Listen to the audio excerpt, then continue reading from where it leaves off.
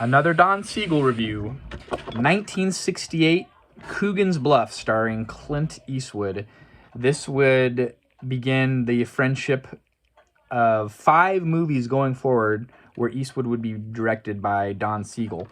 They met at his Carmel house and formed a friendship after Eastwood had seen several of his films and really liked the way he directed it.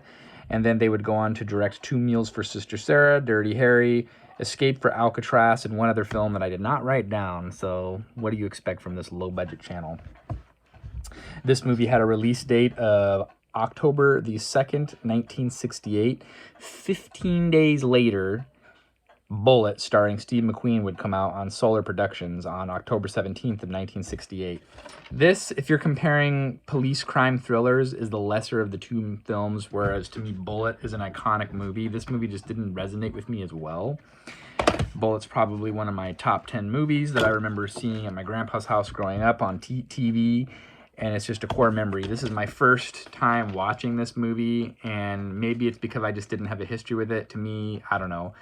Quentin Tarantino said this movie would define the genre for the next 25 years going forward, and it all started with this movie, kind of this machismo guy. I can see a lot of the movie that I reviewed, that John Wayne movie. I think it's called... God, I can't remember the name of that movie. I reviewed it. McHugh or something like that, or McGuff, I don't know.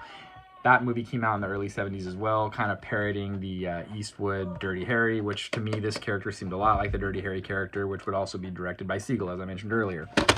This movie had a budget of $3.1 million, and it grossed $4 million at the box office, so it was slightly a commercial success. However, if you compare that... I'm sorry, let's fast forward, I'm getting my numbers. This had a movie of $1.5 million, and it grossed $3.1 million at the box office. But you compare that to Bullet that came out a couple of weeks later. Bullet had a budget of $4 million, and it grossed $42.3 million. To me, like I meant, cinematography, everything about Bullet, it's kind of like a noir film. This movie is just kind of like, I don't know. It's dated for me. It doesn't hold up like Bullet. And... Are you going to get the video camera to record your son's birthday? Sure. Or are you going to yammer in here all day about something that isn't historically accurate and doesn't hold up? Or well, it's a movie of its time. I didn't like the chauvinism of the Clint Eastwood character, and that was kind of what they were going for. I thought you liked chauvinism. Never say that on camera again. See, he does like chauvinism. No, I do not. Don't put words in my mouth. What are people going to think about me? This character is just kind of like this badass cop from Arizona, and he goes to pick up criminal transport from New York City back to his state where he's like in the Mojave Desert, and he's just basically beating people up to get what he needs. And all right, I'm out. He even has... No romance, I'm gone. There's one sexual encounter where he randomly has sex with this hippy-dippy chick to get information, and it meant nothing, and that really bothered me. That being said, Clint Eastwood, they wanted to remove it from the script, and Eastwood said no. He liked that side, the kind of darker side of this guy to get what he needed for his investigations and the guy that he was going after in the film. Okay, let's just jump right into reviews because of my public is waiting. I am 3 out of 5 on the movie. It was okay, but... I don't know. I just didn't like the Coogan character. He'd rub me the wrong way. Maybe I'm wrong. Because of, like Tarantino said, this guy would define a whole genre with this movie. Rotten Tomatoes, 95%. IMDb, 6.4 out of 10. And Google users are kind of probably more along the lines where I'm at. They're in the 70s. High 70s, albeit 77%. But it was just okay. And I think if you compare this movie, obviously completely different genres. This movie is classified as a Western crime thriller. I guess because if he's wearing a cowboy hat, they had to throw in the Western in there. Whereas Bullet, which came out a couple of weeks later, is a crime thriller noir. Which overall, I think that's the superior film if you're looking at comparative releases in a similar genre from 1968.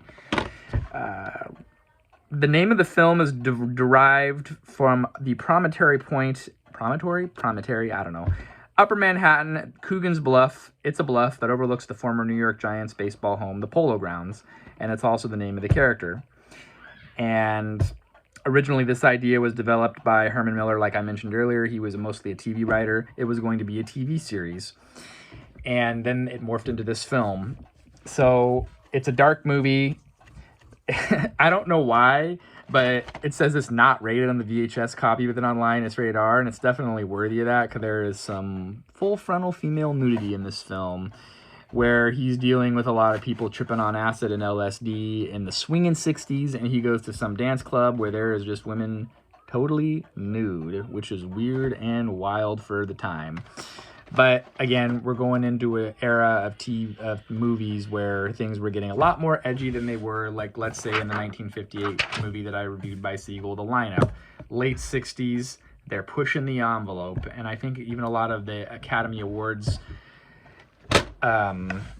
all the golden age of Hollywood actors kind of revolted against kind of how movies were going in this era, where they were a lot more vulgar and crass. But, you know, to me, it created more of a realistic vibe. I'm sure that whole drug culture and that whole type of stuff really existed in the 60s, and it really wasn't painting it with a positive element. So that was one positive thing about it. The East meets West in modern-day New York, as an Arizona sheriff accompanies his extradited prisoner but loses him in the concrete jungles of Manhattan. And that's basically the whole premise of the film. I don't know. It was just okay. It will stay in the archives, and I will watch some of the other Siegel movies that I have, because I do think I have Two Meals for Sister Sarah, so we'll have to review that. But that's all that I have to say about this movie. Until next time, we'll see you then. Not my best review, I apologize. But we got it in the bag.